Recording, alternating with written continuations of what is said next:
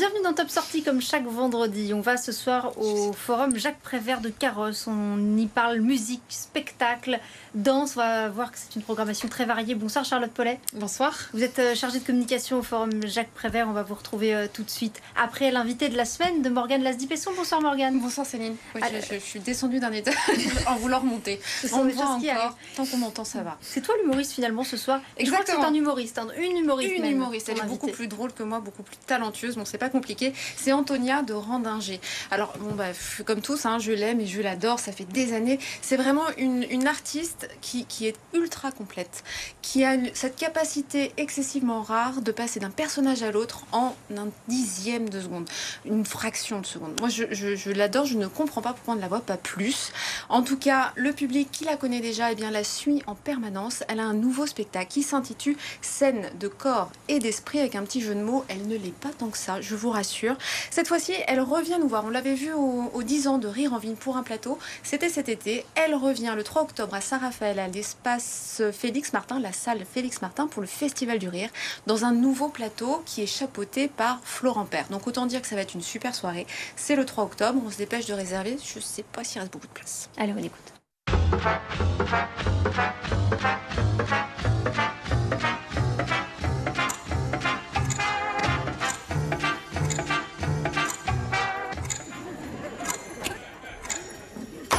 Je suis ce qu'on appelle une thanatopractrice. Ça veut dire que je maquille les personnes décédées. Je prends, j'essaye, je compare avec la photo. Voilà, je fais du monsieur patate. Hein, voilà.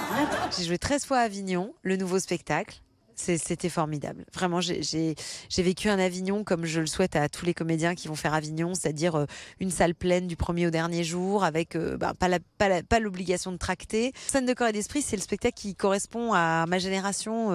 Je suis une quasi-quinquagénaire maintenant, hein, maman de 2 adolescentes. Ce qui s'est imposé à moi comme question de société, puisque c'est toujours un peu ce qui me caractérise, c'est d'être toujours un peu sur une actu intemporelle, mais en même temps qui traverse ma génération. C'est beaucoup des questions qui habitent nos adolescents. Une vraie parisienne. Connasse. Je vous parle vraiment là. Les gens disent, est-ce que c'est un personnage ?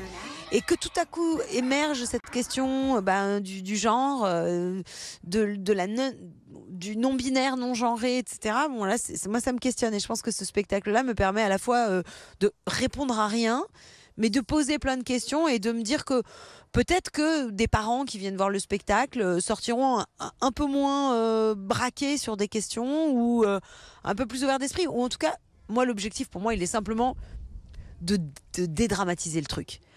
J'ai l'impression que ce spectacle me permet de pas devenir une vieille conne réac, voilà, tout simplement.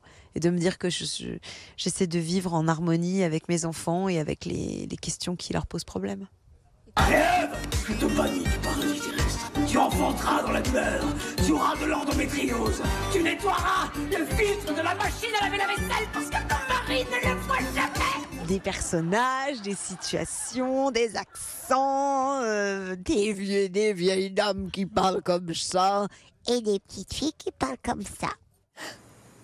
Et de l'humour, il y en a aussi parfois au forum Jacques Prévert de Carrosse, Charlotte Paulet. D'abord, on va parler un petit peu de musique. Il y a d'abord à la programmation un artiste pas très conventionnel, un pianiste, exactement, tout terrain. Oui, tout terrain, qui s'appelle Simon Fache. C'est effectivement le spectacle qu'on propose en ouverture, qui sera le 6 octobre prochain.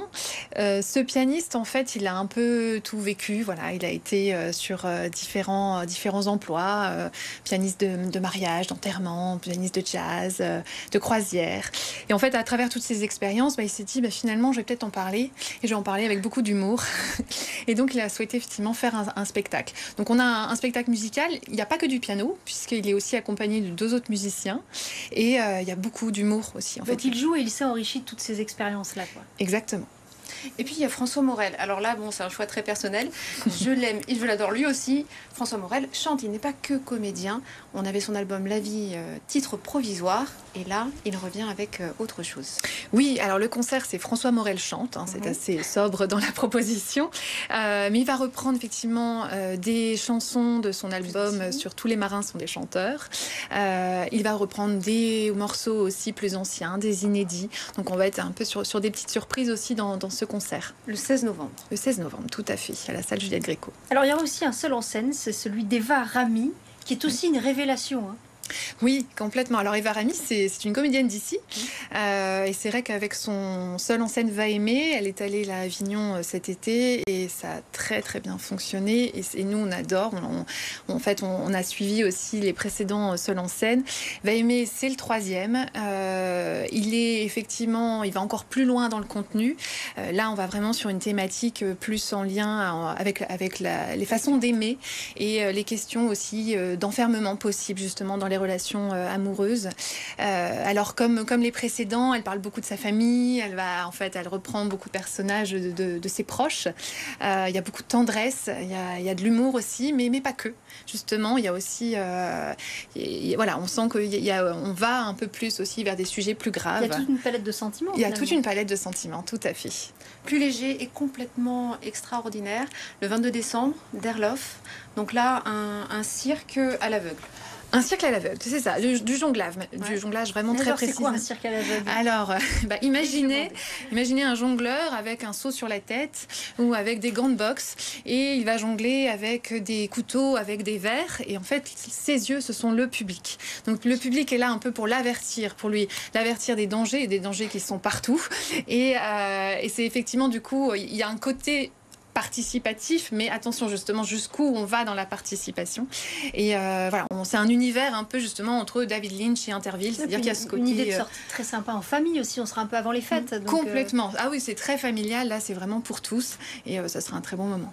Et puis Carrosse aussi de la danse avec un partenariat avec le Festival de danse Cannes Côte d'Azur, un spectacle en coproduction à Cannes et puis un autre que vous allez recevoir chez vous à Carrosse.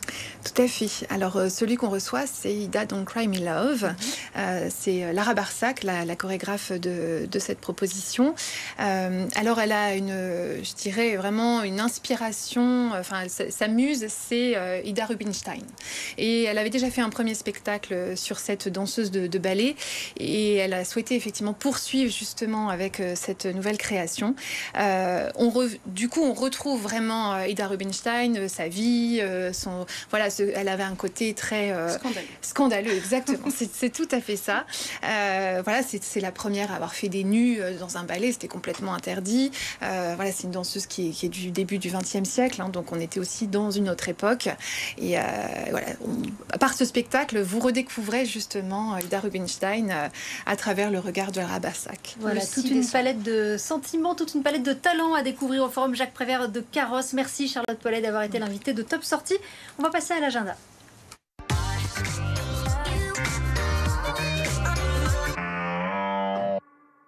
On débute avec 2 pièces de théâtre. Alors au Théâtre National de Nice, mais aussi à Fréjus, au Théâtre Le Forum, du 4 au 7 pour l'un octobre et le 13 octobre pour l'autre Bérénice avec Carole Bouquet.